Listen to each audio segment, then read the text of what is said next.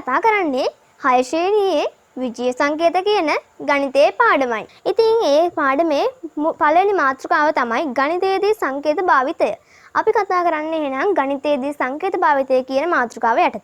ඉතින් අපි දන්න ගණිතයේදී භාවිතා කරන සංකේත රාශියක් තියෙනවා. ඒ සංකේත වලින් හින්දු අරාබි ක්‍රමයේදී භාවිතා වෙන සංකේත අපි ඉලක්කම් කියලා හඳුන්වනවා. ඒ ඉලක්කම් භාවිතා කරලා අපිට ඕනම සංඛ්‍යාවක් ලියන්න පුළුවන්.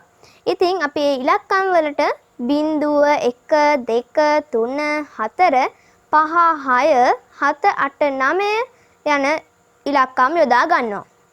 ඉතින් අපි දැන් මේ භාවිතා කරන හින්දු අරාබි ක්‍රමයේදී භාවිතා වෙන සංකේත කියන මේ ඉලක්කම් විතරක් නෙමෙයි ගණිතයේදී භාවිතා කරන සංකේත. අපිට පුළුවන් ගණිත කර්මත් භාවිතා කරන්න සංකේත විදිහට. ඉතින් අපි ඔන්න ලියලා බලමු මොනවද ගණිත කර්ම කියන්නේ කියලා. අපිට මෙන්න මෙහෙම ගණිත කර්ම කියලා ලියා ගන්න පුළුවන්. ගණිත කර්ම කියන්නේ මොනවද? ගණිත කර්මයක් විදිහට අපි එකතු කිරීම කියන එක භාවිතා කරනවා. එකතු කිරීමේ සංකේතයක් තියෙනවා. ඒ මොකද්ද? සංකේතය තමයි මෙන්න මේ ලාංඡනය. එකතු කිරීමේ ලාංඡනය තමයි මේ තියෙන්නේ. ඊළඟට අපි එකතු කිරීමේ විරුද්ධ එක මොකද්ද? අඩු කිරීම.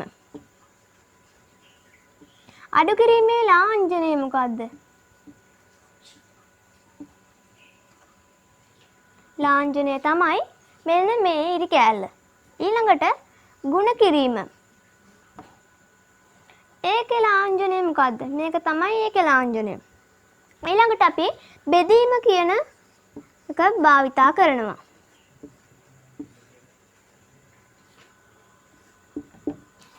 හරි. ඉතින් අපි මේ භාවිතා කරන ගණිත කර්ම අපිට ගණිතයේදී භාවිතා කරන්න පුළුවන් සංකේත කියලා.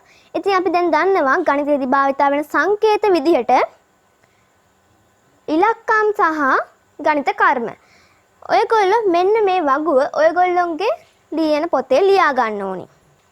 හරි. එතකොට දැන් මේ තියෙන සංකේත භාවිතා කරලා ඒ කියන්නේ 1 2 3 4 5 6 7 8 9 බිඳුව කියන මේ ඔක්කොම සංකේත භාවිතා කරලා අපිට ලියා ගන්න පුළුවන් ගණිත ප්‍රකාශනයක්. ගණිත ප්‍රකාශනයක් කියන්නේ මොකක්ද? ගණිත ප්‍රකාශනයක් කියන්නේ මේ වගේ සංකේත භාවිතා කරලා කියන්නේ ගණිත කර්මයි ඉලක්කම් කියන කොටස් දෙකම භාවිතා කරලා ලියන ප්‍රකාශනයන් වලට තමයි. දැන් ඔන්න මම නිදසුනක් විදිහට ඔයගොල්ලන්ට එක වාක්‍යයක් ප්‍රකාශනයක් කියන්න. 8ට 5ක් එකතු කළ විට 13 කියන උත්තරය ලැබේ.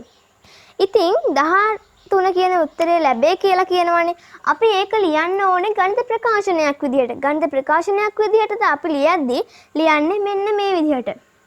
8 එකතු කිරීමේ ලකුණ 5 සමානයි 13 කියන එක. තව අපි එකක් ගමු. 5ක් එකතු කළ විට 10 යන පිළිතුර ලැබේ. 5ට 5ක් එකතු කළ විට 10 යන පිළිතුර ලැබේ කියද්දී අපි මෙන්න මෙහෙම ලියන.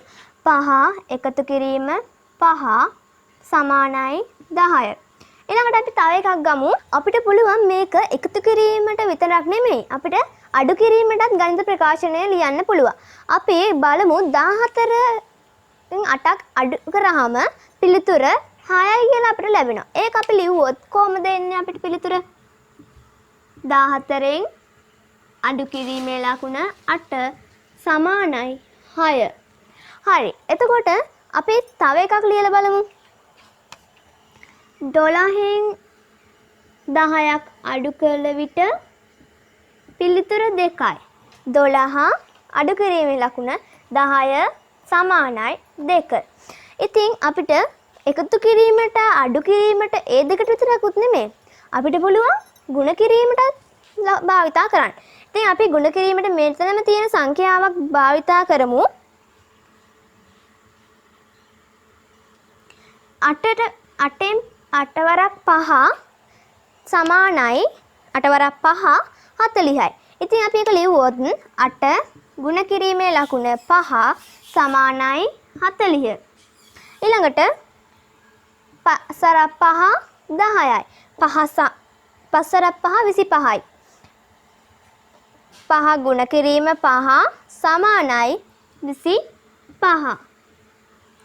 ඊළඟට අපි බෙදීමේ ලකුණ ගමු. 14 අපි වෙන ගමු.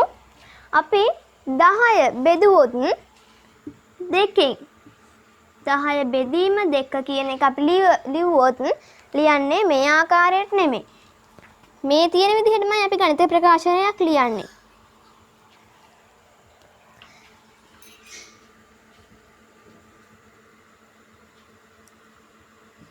දහය බෙදීමේ ලකුණ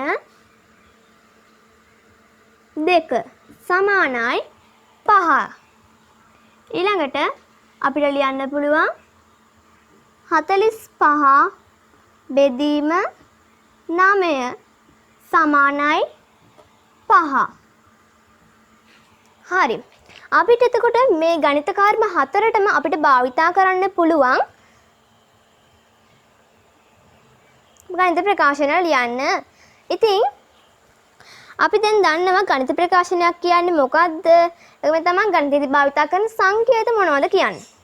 සංකේත තමයි ගණිත කර්ම සහ හින්දුවරාභි ක්‍රමයෙන් භාවිතා වෙන ඉලක්කම්. හරි. ඉතින් අපිට තියෙනවා මෙන්න මෙහෙම ප්‍රශ්නයක්. නිවසකට දවසකට කිලෝමීටර් 2 බැගින් සතියකදී මිලදී ගන්නා කිලෝමීටර් ප්‍රමාණය සොයන්න කියලා තමයි අපිට තියෙන්නේ. මොකද්ද අහන්නේ ප්‍රශ්නේ? අපිට කියනවා ගෙදරක් තියෙනවා. ඒ ගෙදර දවසකට කිලෝමීටර් 2 බැගින් මිලදී ගන්නවා. ඉතින් සතියකට මිලදී ගන්නා ප්‍රමාණය සොයන්න කියලා තමයි අපිට කියන්නේ. කොහොමද ඒක හොයන්නේ අපි?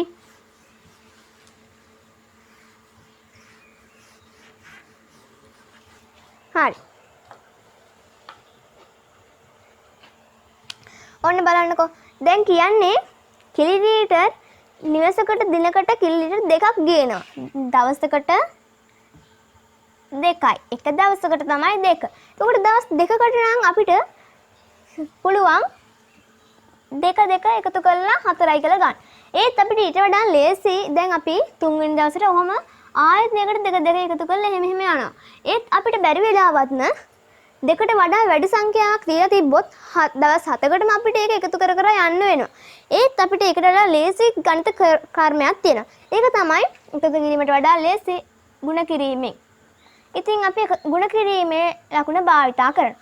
අපි දෙවරක් 2 4යි. ඊළඟට දෙවරක් 3 6යි. දෙවරක් 4 8යි.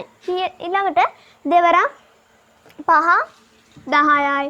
දෙවරක් 6 12යි. දෙවරක් 7 14යි. එන්නේ ඉදිරියට අපි ගන්නවා. එතකොට සතියකට අපි අහද්දී දෙවරක් 7 14යි. හරි. ඉතින් එතකොට අපේ පිළිතුර තමයි 14. ඉතින් මේ ගැටලුව අපිට විසඳන්න කියන්නේ සංකේත භාවිතා කරලා. ඒ කියන්නේ අපි මෙන්න මේ විදිහට ගණිත ප්‍රකාශනයක් විදිහට තමයි මේක ලියන්න ඕනේ. මෙන්න මේ විදිහට 2 ගුණ කිරීම 7 සමානයි 14 කියලා අපිට ලියන්න පුළුවන්. ඉතින් මේ ප්‍රකාශනය ලියා දක්වන්න පුළුවන් අපිට මේ විදිහට. ඒ කියන්නේ සතියකදී මිලදී ගන්නා කිලෝමීටර් ප්‍රමාණය ලීටර 14ක් වෙනවා. දවසකට ලීටර් 2යි සතියේටම 14යි. හරි. ඉතින් අපිට මෙහෙම ගැටලුවක් ගණිත දැනුමෙන් භාවිතා කර විසඳන්න නම් සංකේත යොදා ගන්න පුළුවන්.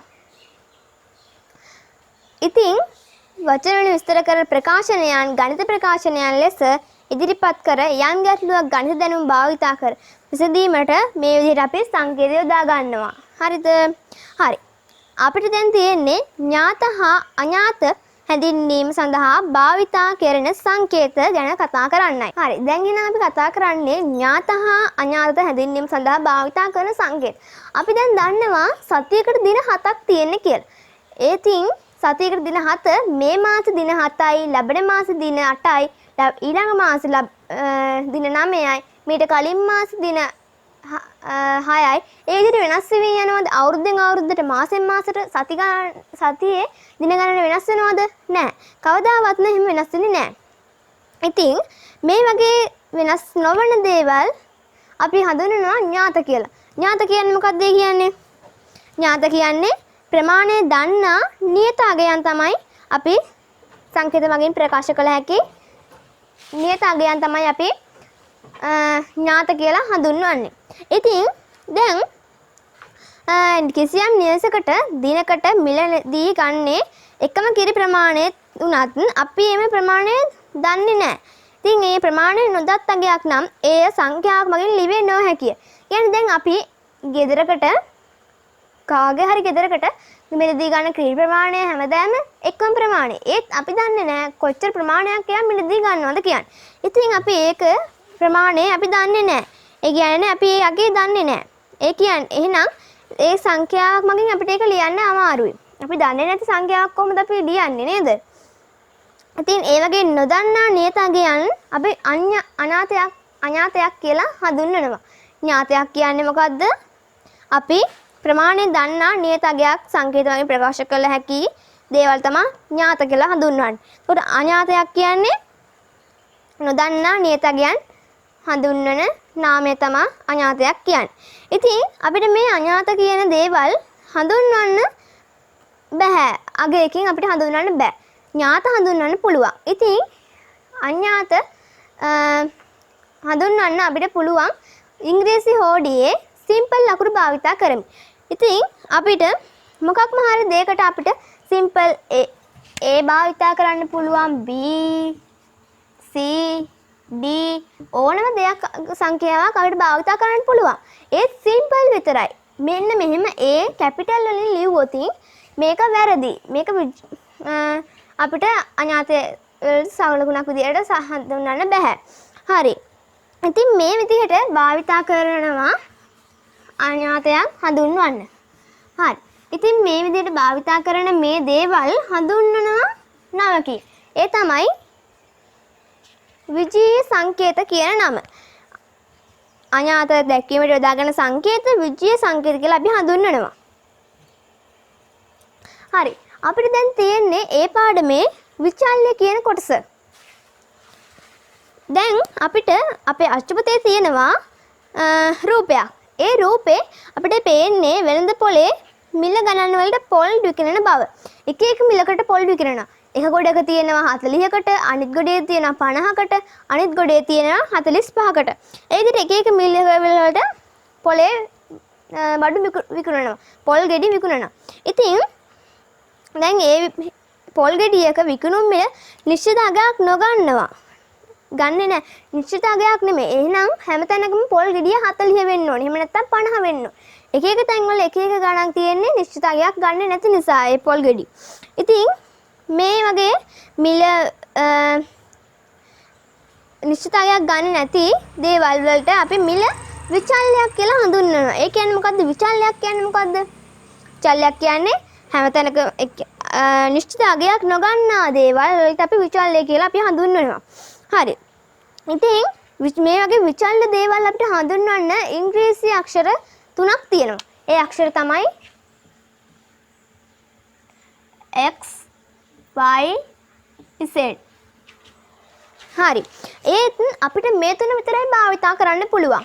අපි අඥාත දක්වන්න සිම්පල් අකුරු හැම දෙයක්ම සිම්පල් අකුරු හැම එකක්ම නිරූපණය කරා. ඒත් අපිට පුළුවන් මේ තුන විතරයි විචල්්‍යයක් හඳුන්වන්න නිරූපණය කරන්න පුළුවන්. මේ වගේ දේවල් වලට විජ්ජීය සංකේත කියලා අපි හඳුන්වනවා කියලා කලින් කිව්වා. හරි.